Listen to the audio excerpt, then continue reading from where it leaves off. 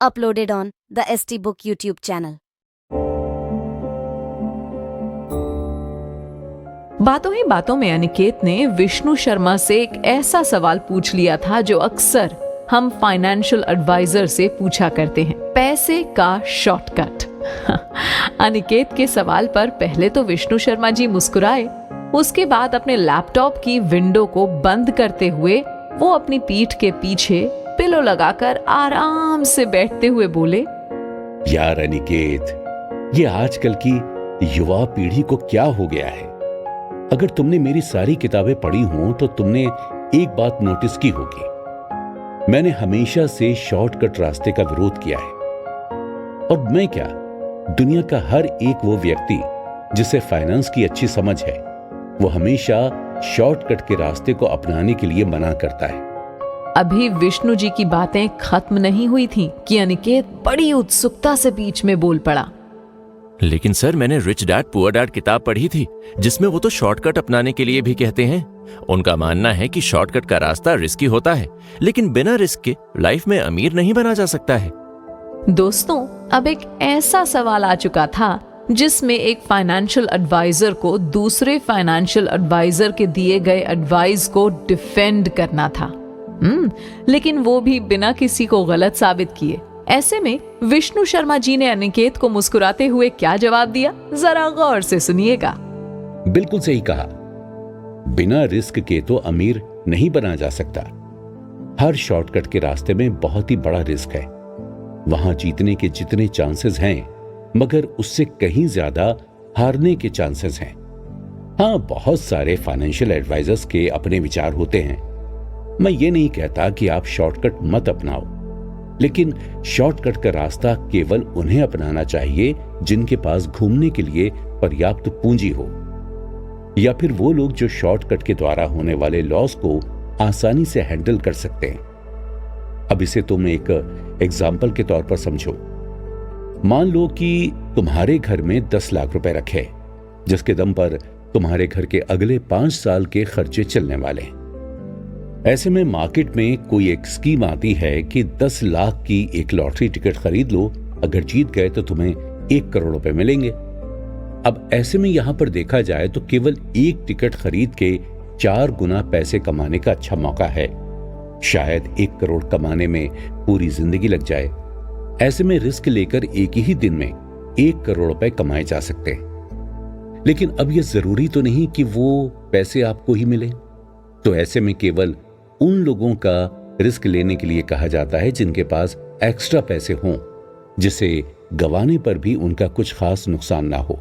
ना कि उन्हें रिस्क लेना चाहिए जिनका नुकसान होने पर उनकी पूरी लाइफ बर्बाद हो सकती है।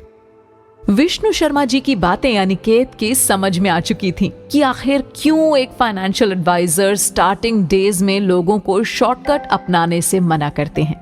अब इधर शॉर्टकट की बात तो खत्म हो चुकी थी, लेकिन अनिकेत के मन में एक सवाल अभी भी चल रहा था। वो विष्णु जी से पूछता है, थैंक यू सर, आपने बहुत ही आसान तरीके से मुझे ये बात समझाई, लेकिन अभी भी मेरे मन में एक सवाल चल रहा है।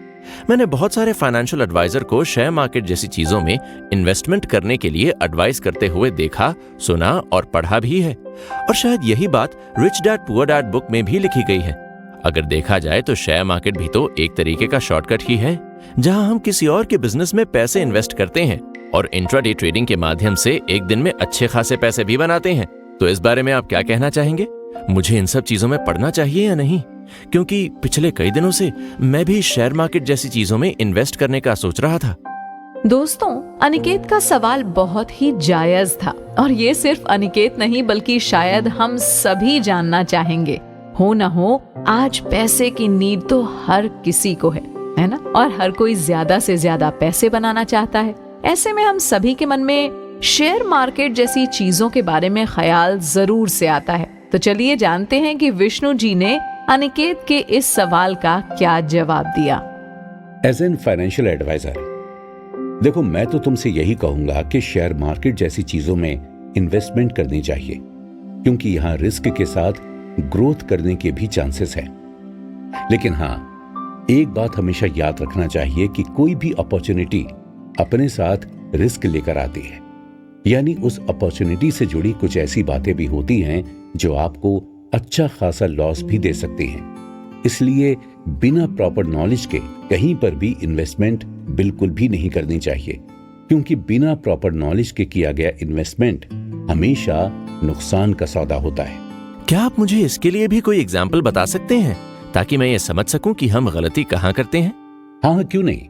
देखो, आजकल मार्केट में बहुत सारी नई कंपनीज चल रही हैं जो इन्वेस्टमेंट के नाम पर अच्छी खासी ठगी भी करती हैं।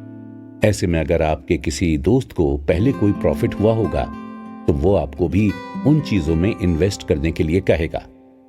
अगर आप उस इन्वेस्टमेंट से जुड़ी हर एक तरह की बात को अच्छे तरीके से नहीं जान लेंगे और बिना प्रॉपर नॉलेज के इन्वेस्टमेंट करेंगे तो स्वाभाविक है ऐसी जगह पर आपके पैसे डूब सकते हैं। लेकिन अगर तुम्हारे पास अपनी इन्वेस्टमेंट से जुड़ी सारी इंफॉर्मेशन है तो तुम रिस्क के चांसेस को 95% तक कम कर सकते हो।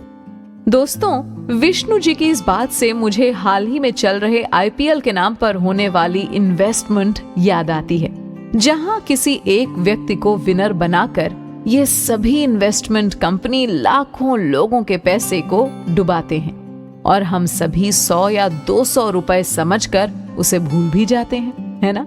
मगर जरा वीडियो सोचिए, क्रेडिट अगर 100 राशिद रुपए 7FG। करके 1 लाख लोग भी ऐसे सट्टे वाले एप्लीकेशन में हारते हैं तो ये अमाउंट 1 करोड़ हो जाता है, जबकि कितने लोग तो 1000 से 10,000 तक भी हारते हैं। लेकिन ये भी सच है कि अगर आप प्रॉपर नॉलेज और सही गाइडेंस के साथ इन्वेस्टमेंट करेंगे तो आप भी जीत सकते हैं। विष्णु जी की ये बातें सुनकर अनिकेत का हौसला थोड़ा सा कमजोर हो गया था, क्योंकि उसे ये लगता था कि वो भी किसी तरह से शॉर्टकट अपनाकर जल्दी अमीर बन जाएगा। लेकिन अब उसे ये समझ आ चुका था कि शॉर्टकट के जरिए जल्दी अमीर बनने की उसकी ये ख्वाहिश उसके लिए मुसीबत की वजह भी बन सकती है। अनिकेत इससे पहले कि कुछ और पूछ पाता, विष्णु जी बाथरूम के लिए बाहर जाते हैं और थोड़ी देर बाद वापस से अपने केबिन में आ जाते हैं। केबिन का दरवाजा खुलते ही अनिकेत अपना एक सवाल विष्णु जी के सामने रखता है, जैसे वो काफी देर से विष्णु जी के आने का इंतजार कर रहा हो। सर, शॉर्टकट ना सही, पर क्या कोई और तरीका है जिससे हम जल्दी पैसे वाले बन सकें? भाई, पैसे को लेकर इतनी भूख मैंने बहुत दिनों बाद किसी के अंदर देखी है। अनिकेत की बात सुनकर विष्णु जी हंसते हैं और अपनी सीट पर आकर बैठ जाते हैं और अनिकेत अभी भी एक टक उनकी तरफ अपने जवाब के इंतजार में देखता रहता है। अनिकेत के इस सवाल पर विष्णु जी ने क्या जवाब दिया, जानेंगे अपने अगले एपिसोड में।